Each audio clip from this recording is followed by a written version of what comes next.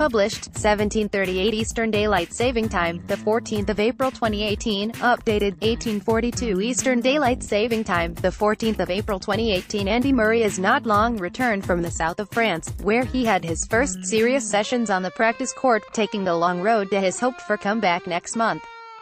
This week, just along the coast from Murray's base of the Mouratoglou Academy in Nice, his direct contemporary and longtime rival Novak Djokovic plays the Monte Carlo Open, which raises the curtain on the European summer of tennis. Getting back to somewhere near their best is proving a pain journey for these two champions born a week apart, their careers synchronizing yet again.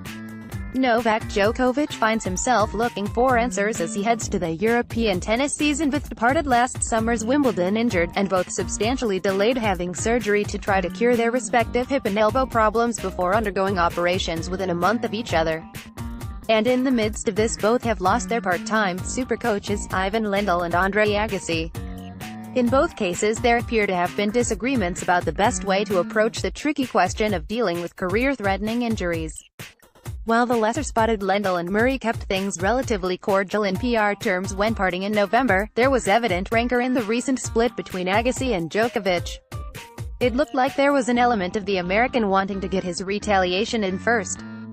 The Serb was holidaying with his family in the Dominican Republic after his early exit from the Miami Open when Agassi used his close confidant and former coach Darren Cahill, a commentator with ESPN, as a conduit for his resignation. Note, "We far too often found ourselves agreeing to disagree," stated Agassi, straying from the usual pleasantries that accompany these occasions. Not until 5 days later did Djokovic respond, announcing his second support team clear-out within a year. Former player Radek Stepanek was on his way just 4 months after being appointed to a more full-time role. After the statement thanked the Czech, there was a terse. The cooperation between Novak and Andre Agassi has also ended. Stepanek's departure coincides with the news that his partner, former top 10 player Nicole Vidasova, is expecting their child this summer. They were once married to each other, but divorced in 2013.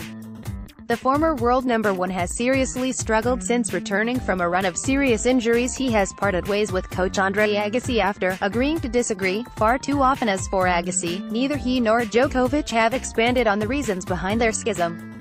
Certain factors have, though, emerged in the wake of the player's fourth-round exit at the Australian Open and wayward defeats in his opening matches at Indian Wells and Miami. Agassi counseled him against rushing back in the Californian desert so soon after his surgery at the start of February.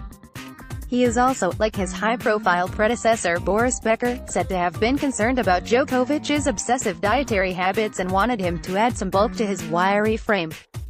Goran Ivanisevic, another of the star coach brigade, made an interesting contribution to the debate on Djokovic's issues, telling Montenegro publication Vijesti that the former world number one was using a lighter racket to ease pressure on his elbow, never an easy switch.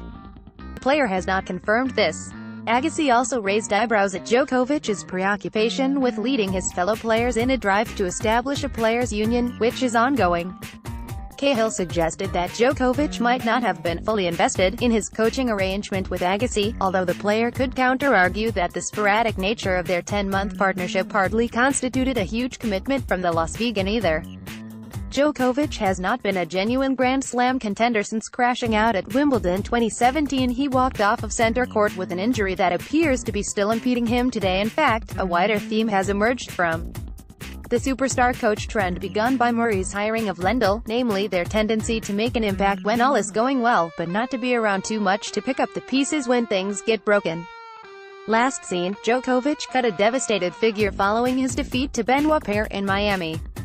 The media have become used to him giving long, rambling answers to questions, but when asked whether it was confusing, disorienting to be in his predicament, he simply replied, with a hint of existentialism, "It just is." Since then, he looks to have gone back to basics by requesting the help of the Loki coach, who was integral to his greatest triumphs, which included the feat of holding all 4 Grand Slam titles at once. Marian Vida, who was cleared out with Djokovic's physio and fitness trainer only last May, is back for Monte Carlo, but the arrangement is only temporary for now. Djokovic faces an awkward draw in Monte Carlo, a qualifier in the first round and then a potential early meeting with Rafael Nadal, although he seemed in a cheerful enough mood when he played a charity event alongside former England cricket captain Andrew Flintoff among others. As with Murray, it would be very foolish to underestimate Djokovic's chances of a revival at this point. If either of them gets fully fit and regains confidence, they should still be superior to the challengers who have failed, almost embarrassingly, to make life more difficult for the aging Nadal and Roger Federer.